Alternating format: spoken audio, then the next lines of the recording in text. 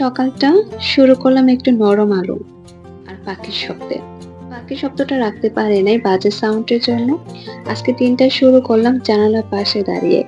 পর্দা সরিয়ে বাহিরে তাকাতেই দেখি সূর্যটা উঠে গেছে। আর চারপাশটা কি যে সুন্দর, কি যে অপূর্ব শান্তি বহন করছে।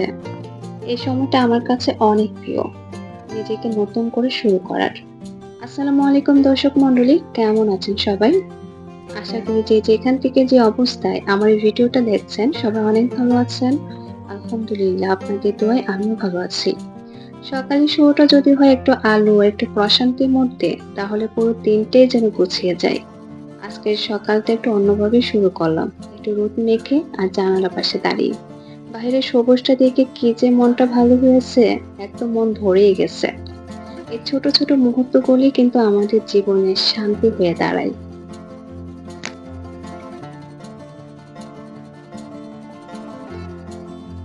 এই সময়টার পরে দরকার একটু নিজেকে সময় দেওয়া। চায়ের কেটলিতে পানি বসিয়ে দিলাম, সাথে বানালাম হালকা কিছু।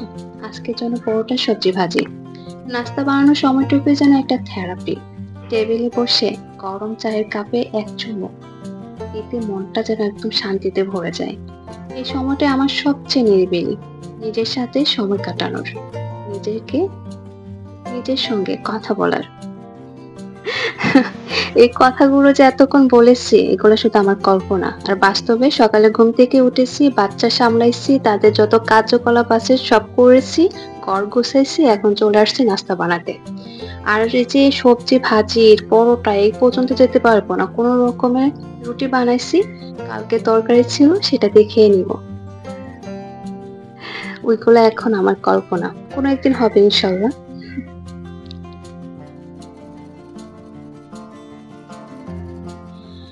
এত কিছু করার পরও যখন একটু সময় পাই, সেই সময়টা আমি দেই তাদেরকে। এই যে দেখতে পাচ্ছেন, ওনারা কিন্তু পর না, আমার অনেক আপন, আমার সুখের নীড়। এই গাছগুলো যত্ন করা, তাদেরকে একটু গুছিয়ে রাখার মধ্যে যে কি আনন্দ, কি যে ভালো লাগে। আজকে একটু সময় পেয়েছি, দুপুর হতে অনেকটাই বাকি। দুপুরে রান্না করার আগে ভাবলাম ওদেরকে একটু পরিষ্কার করি। অনেকদিন ধরে পরিষ্কার করা হচ্ছে না, অনেক ধুলা পড়ে গেছে। তো একটা টিস্যু দিয়ে ভালো করে গাছের ডালগুলোকে পরিষ্কার করে দিচ্ছিলাম। তো বাসায় রাখার জন্য টবগুলো একদমই বেমানান।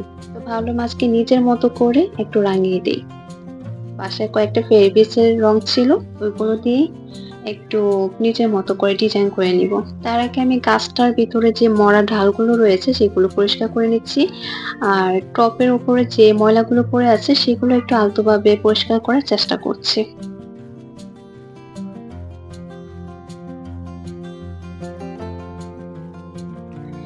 একটা একরঙা দুপুরকে রঙিন করে তোলার জন্য এটা কিন্তু বেস্ট কাজ।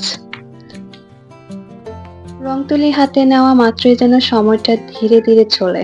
আমি আর গাছ একসাথে নিঃশ্বাস নিই। এই গাছগুলো যেন জীবনের ছায়া হয়ে পাশে থাকে সারাক্ষণ। তাদেরকে একটু রাঙিয়ে দিতে মনটা ভীষণ চাচ্ছে। তাই যা পাচ্ছি সেই রং দিয়ে কোনো রকমে সাজিয়ে দেওয়ার চেষ্টা করছি। তো আমার মনে হচ্ছে আমার কাছে ৩ টা রং ছিল। একটা হচ্ছে কালো, তারপর হচ্ছে কমলা কালার আর হচ্ছে সাদা। তো ৩ টা দিয়েই আমি একটু টপটাকে সুন্দর করে ডিজাইন করব। তো প্রথমে আমি কালো রংটা ভালো করে লাগিয়ে নিচ্ছি। তার মধ্যে সাদা দিয়ে একটা ডিজাইন করব। তো একটু সাথে থাকেন, দেখাচ্ছি পরে।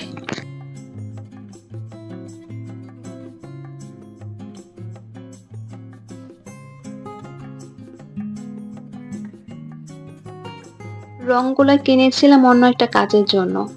আর রঙের কাজটা ভালো করে করার জন্য একটা তুলিও নিয়েছিলাম।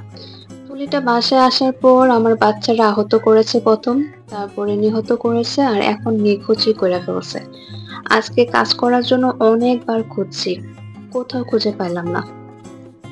তারপরে কি করেছি জানেন? আমি যে প্লেট বাটি মাজি না, ওইখান থেকে একটা মাজুনি নিয়েছি। সেটার ভিতরে আম ফোম ছিল। ফোমের কিছু অংশ কেটে ওইটা দিয়ে রং করেছি। আর পুরো ডিজাইনটা সেটা দিয়ে করতেছি। আর লাস্ট পর্যায়ে আমি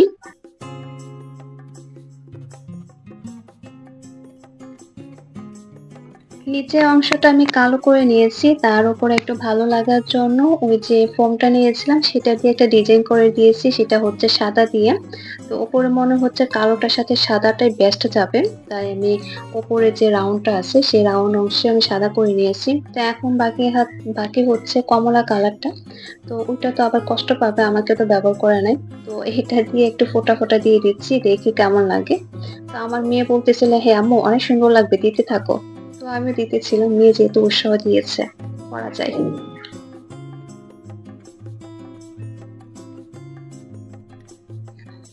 তো রংটা করা এক পর্যায়ে আমার বড় মেয়ে এসে বসে পড়েছে। ও তো অনেক খুশি। "তুমি একা করতেছো, আমাকে ডাক দিলা না, আমিও তো করব।" তো ও আরেকটা আ ফুলের টব রং করেছে, সেটা আপনাদেরকে নেক্সট ভিডিওতে দেখাবো ইনশাআল্লাহ। তো নিজের জন্য তো অনেকটা সময় দিলাম। এখন আবার দুপুরে রান্নাবান্নার সময় হয়ে গিয়েছে। দুপুরে রান্নাবান্না করার জন্য কিচেনে চলে আসলাম। আজকে খুবই সাধারণ কিছু রান্না করব। আজকে দুপুরে রান্না হচ্ছে আলু দিয়ে, টমেটো দিয়ে মাছের ঝোল আর হচ্ছে করলা ভাজি।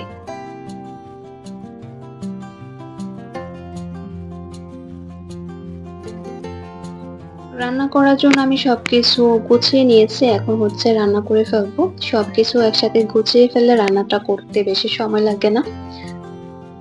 তো আলুগুলো আমি কেটে নিয়েছি। তারপর হচ্ছে মাছগুলোকেও হলুদ আর লবণ মাখিয়ে একটু ম্যারিনেট করে রেখে দিয়েছি। আর এখন হচ্ছে আমি আলু তরকারিটা রান্না করব, তারপর হচ্ছে করলা ভাজি করব। তো আলুটা রান্না করার জন্য ১ম এ আমি পেঁয়াজগুলো ভেজে নিয়েছি। তারপর দিয়ে দিয়েছি লবণ আর এখন দিয়ে দিলাম হলুদ। আর এখন হচ্ছে পরিমাণ মতো দিয়ে দিচ্ছি মরিচের গুঁড়া, তারপর দিয়ে দিব ধনিয়ার গুঁড়া।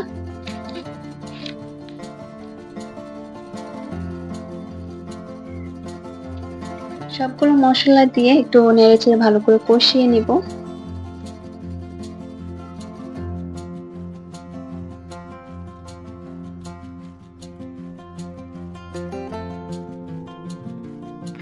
মসলাগুলো দিয়ে একটু পানি দিয়ে ভালো করে কষিয়ে নিয়েছি। কষানোর এক পর্যায়ে যখন তেলটা বেশি উঠবে তখন আমি দিয়ে দিচ্ছি আলুগুলো।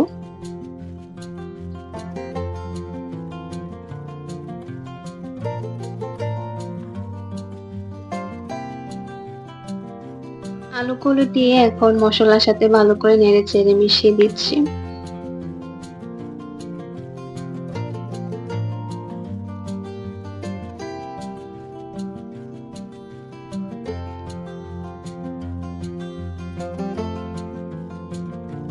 আলুগুলো মসলার সাথে নেড়েচেড়ে তারপর একটু পানি দিয়ে একটা ঢাকনা দিয়ে বসিয়ে দিলাম অন্য চুলায়। আর এখন আমি এই পাশে হচ্ছে করলা ভাজিটা করে নেব। করলা ভাজির জন্য এখানে আমি পেঁয়াজ দিয়ে নিয়েছি পরিমাণ মতো, তারপরে তেল দিয়ে দিচ্ছি।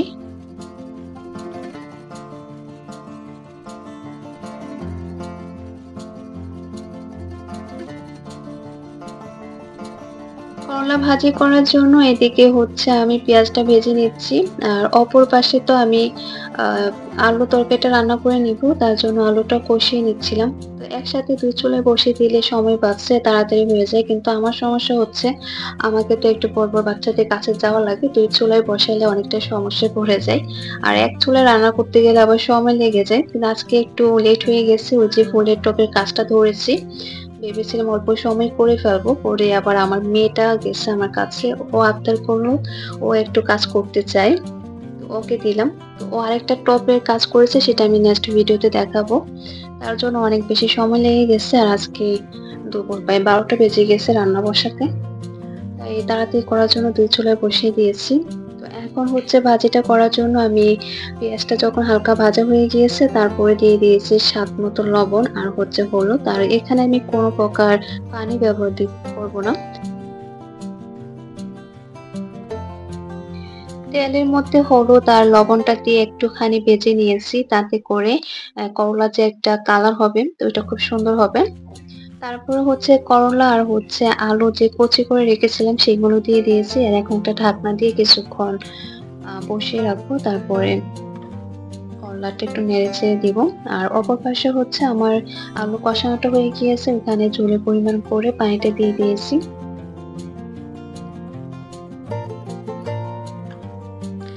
এইদিকে আমার করলা ভাজিটাও কিন্তু হয়ে এসেছে।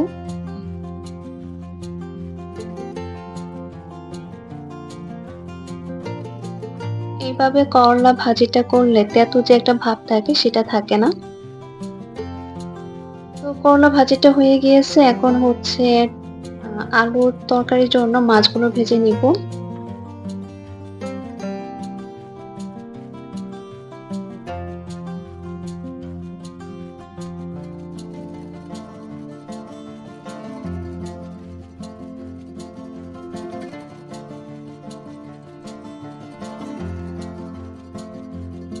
রান্নার শুরুতে ভেবেছিলাম প্রথমে আমি মাছগুলো ভেজে নিব, তারপরে হচ্ছে করলা ভাজিটা করব, তারপর হচ্ছে আলু আর টমেটোর যে ঝোলটা করব সেটা রান্না করব।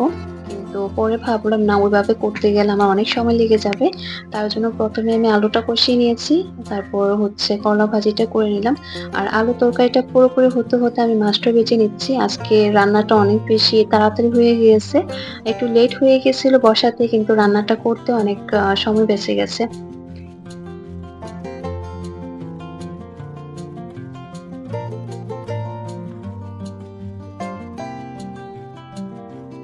মাছগুলো ভাজা হয়ে গেল, এখন আমি মাছগুলোকে তরকারিতে দিয়ে দিব। তো এখান থেকে ভাজা একটা মাছ আমি রেখে দিচ্ছি আমার বাচ্চাদের জন্য। বাচ্চারা একটু ভাজা মাছটা খেতে অনেক বেশি পছন্দ করে। তো মাছটাকে আমি একটু ভালো করে ভেজে নিব, যেহেতু এটা সরাসরি খাওয়া হবে, তরকারিতে দিব না। তরকারিতে যে মাছগুলো দিচ্ছে সেগুলো তো একটু সিদ্ধ হবে। এই ছিল আমার এক টুকরো দিন, একটা শান্ত সকালে, একটা যত্ন আর একটা ঘরোয়া দুপুর। জীবনটা এমনই, ছোট ছোট ভালো লাগায় ভরে ওঠো প্রতিটা দিন। নিজেকে সময় দিন, গাছের সাথে কথা বলুন, রান্নায় মন দিন। আর এই ছোট ছোট কাজগুলোই না লুকিয়ে থাকে জীবনের প্রশান্তি। ভিডিওতে ভালো লাগলে লাইক দিতে ভুলে যাবেন না। আপনার মতামত জানাবেন কমেন্টস করে। আর যদি আরো এমন গল্প দেখতে চান তাহলে আমার চ্যানেলটা সাবস্ক্রাইব করে রাখতে পারেন। আবার দেখা হবে নতুন কোনো সকালে, নতুন কোনো গল্পে। সবাই ভালো থাকবেন, আমাদের জন্য দোয়া করবেন। আল্লাহ হাফিজ। আসসালামু আলাইকুম।